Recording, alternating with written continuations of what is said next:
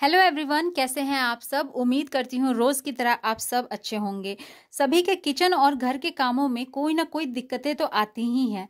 तो उन समस्याओं का समाधान करने के लिए मैं लेकर आई हूँ बहुत ही यूज़फुल टिप्स एंड हैक्स जो आपके बहुत ही काम आने वाले हैं और काफ़ी हेल्पफुल भी रहेंगे। तो वीडियो को एंड तक ज़रूर देखिएगा और वीडियो पसंद आए तो वीडियो को एक लाइक भी ज़रूर करिएगा और चैनल पे पहली बार आए हैं तो सब्सक्राइब करिएगा। तो चलिए वीडियो को स्टार्ट करते हैं।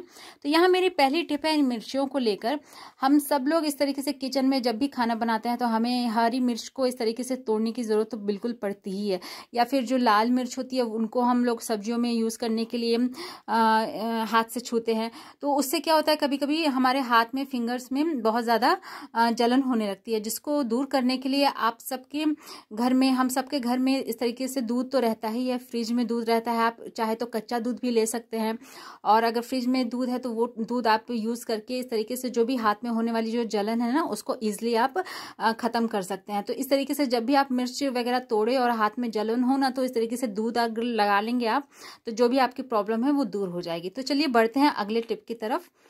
इस तरीके के बच्चों के जो पैजामा होते हैं उसमें क्या होता है, जो नारा होता है ना वो भी इसी तरीके कॉटन के कपड़े का ही बनाया हुआ रहता है, बहुत पतला देता है। तो क्या होता है, वो गांठ बांधते बांधते वहां पर कभी कभार इतना टाइट गांठ बन जाता है ना कि उसको हमें कैंची से कट करके ही हटाना पड़ता है, जिसके बाद वो नारा जो है वो अच्छे से खराब हो जाता है, हमारे आगे यूज़ करने लायक नहीं रहता है। तो उसकी जगह इस तरीके का जो डोरा आता है ना, जो हम लोग लोअर वगैरह पहनते हैं उसमें इस तरीके का देता है। तो क्या होता है, लोअर तो हमारा खराब हो जाता है लेकिन ये जो नारा होता है ये अच्छा ही रहता है। तो इसको भी हम लोग बिल्कुल भी आप लोग फेंके ना, इसको भी हम लोग अच्छे से यूज़ कर सकते हैं इस तरीके का पैजामा वगैरह में लगाने के लिए। तो मैं तो इस तरीके के जो नारा होते हैं ना वो इसमें लगा देती हूँ।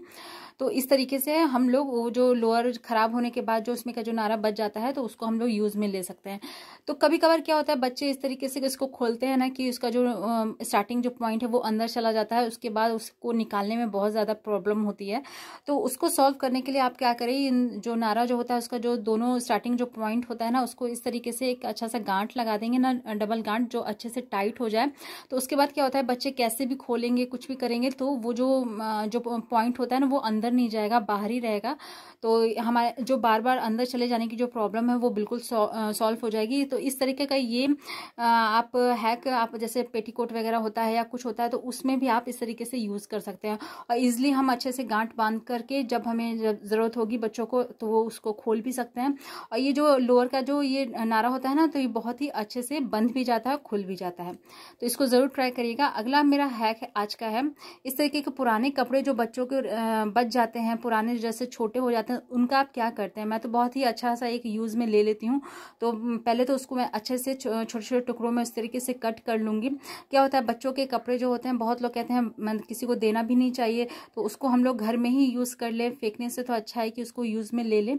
तो इस तरीके से उन कपड़ों को हम लोग छोटे छोटे टुकड़ों में काट ले और इसको हम लोग अच्छे से यूज़ कर सकते हैं अपने किचन में या डस्टिंग में या कहीं पर भी इसको यूज़ में हम लोग ले सकते हैं। क्या होता है, किचन में जैसे हम लोग खाना वाना बनाते हैं तो बहुत ज़्यादा कभी कभार क्या होता है कि जैसे गैस पर तेल गिर गया या फिर हल्दी गिर गया, तो जो हम लोग का जो कुकिंग वाला जो कपड़ा होता है अगर हम लोग उससे पोंछते हैं तो क्या होता है, उसमें लग जाता है, गंदा गंदा दाग लग जाता है। तो फिर उसके बाद वो अच्छा नहीं लगता है, क्योंकि उसी से हम लोग फिर खाना वगैरह का भी यूज़ करते हैं।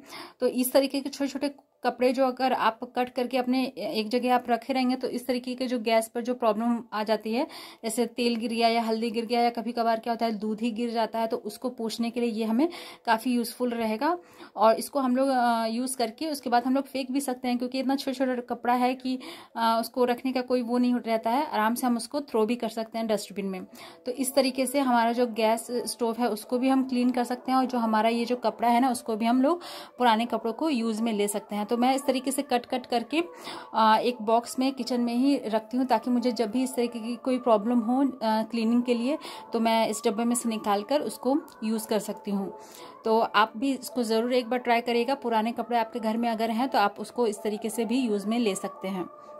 तो आज की मेरी अगली टिप है, तो हमें यहाँ पर ले लेना है गैस पर एक पैन, और पैन में हमें जितना पानी की ज़रूरत है उतना आप पानी रख दें। उसके बाद उसमें नमक, और अगर आपको ऑयल रखना है तो ऑयल भी रख सकते हैं। उसके बाद जितना हमें आटा मिलाना है, गूंथना है, जितनी की हमें रोटी की ज़रूरत है उतना आप उसमें आटा रख के एक स्पैचुला के हेल्प से इस तरीके से आप उसको मिला लें। तो इस तरीके से मिलाने के बाद आप देखिएगा कि बहुत ही अच्छे से जो आटा है वो सब पानी एब्जॉर्ब कर लेगा, बहुत ही अच्छे से ये एक जगह इकट्ठा होके तैयार हो जाएगा। तो इसके बाद हमें क्या करना है, इन आटा को मिलाने के बाद जिस भी बर्तन में आप आटा गूंथते हैं ना उसमें आप इसको ट्रांसफ़र कर ले। तो इस तरीके से आप देख सकते हैं कितना अच्छे से जो पानी है वो सारा आटे में एब्जॉर्ब होकर बहुत अच्छे से ये तैयार हो गया है। तो हम इसको क्या होता है कि कभी कभार हमारे हाथ में बैक साइड में थोड़ी सी प्रॉब्लम आ जाती है। तो क्या होता है, हम लोग आटा तो बैक साइड से ही इस तरीके से गूंथते हैं, तो कभी कभार नहीं गूंथ पाते हैं। तो हम इन ग्रेटर की हेल्प से बहुत ही अच्छे से इन आटों को मिला सकते हैं, गूंथ सकते हैं। तो आप देख सकते हैं इस तरीके से धीरे धीरे मिलाते रहेंगे तो बहुत ही अच्छे से ये गूंथ भी जाता है, और जो भी हमारे बैक साइड में प्रॉब्लम है उसकी वजह से हमारा कोई भी प्रॉब्लम भी नहीं होगी। तो इस तरीके से बिना हाथ लगाए हम अच्छे से ग्रेटर की हेल्प से भी आटे को मिला सकते हैं। और इससे मिलाने से क्या होता है, बहुत ही अच्छी सॉफ्ट सॉफ्ट रोटी भी बनती है। गर्म पानी में हमने आटे को मिलाया है तो रोटी भी सॉफ्ट बनेगी और रोटी बहुत ही अच्छी फूली फूली भी बनेगी। तो ये हमारा आटा बहुत ही अच्छे से तैयार हो जाएगा बिना हाथ लगाए। एक बार इसको ज़रूर ट्राई करके देखिएगा। अगर आपके हाथ में कभी प्रॉब्लम होती है तो हम इस ग्रेटर की हेल्प से भी बहुत ही अच्छे से आटे को मिला सकते हैं। तो देखते हैं अगली आज की टिप कौन सी है। हम सब किचन में इस तरीके के मसाले जो कभी कभार यूज़ होते हैं, बहुत ही कम जैसे कभी कभार यूज़ करते हैं, तो उन मसालों को हम लोग खरीद कर लेकर आते हैं तो क्या कहते हैं, कैंची से इस तरीके से कट करके एक कंटेनर में निकाल लेते हैं, और फिर वो कभी कभार यूज़ होने के कारण वो पड़ा ही रहता है, रखा ही रहता है। कभी कभार क्या होता है, उसकी एक्सपायरी डेट भी आ जाती है, वो हमें पता नहीं रहता है क्योंकि हमें याद ही नहीं है कि वो हमने कब ख़रीदा था और उसका जो मैन्युफैक्चरिंग डेट है वो क्या है। तो क्या होता है, वो मसाला ख़राब भी हो जाता है, हमें पता भी नहीं चलता है। तो उसको आप सॉल्व करने के लिए मैं आपके लिए एक टिप लाई हूँ। आपको करना क्या है, जब हम लोग इस तरीके का मसाला जब खरीद के लेकर आते हैं ना, तो आप देखते होंगे कि इस पर एक साइड में इसकी मैन्युफैक्चरिंग डेट और एक्सपायरी डेट भी लिखी रहती है। तो इसको आप ज़रूर अपने पास रखें, इसको फेंके बिल्कुल भी नहीं। आपको करना क्या है, बस इसको कैंची के हेल्प से इसको कट करके आप निकाल ले, और जिस भी कंटेनर में आप मसाला रखते हैं ना उस कंटेनर में आप इस तरीके से इसको रख लीजिएगा ना, तो आपको हमेशा याद रहेगा कि इसकी मैन्युफैक्चरिंग डेट क्या है और खासकर इसकी जो एक्सपायरी डेट है ना वो क्या है। तो जब भी आप मसाला जैसे आपका बच गया है, रखा रह गया है, तो आपको लग रहा है ये खराब हो गया है कि नहीं, तो आप उसका जो एक्सपायरी डेट है वो देख सकते हैं। अगर आपका बचा हुआ डेट है तो आप उसको यूज़ करिए, अगर जैसे आपका एक्सपायरी डेट निकल गया हुआ है तो आप उसको मसाला को फेंक दें।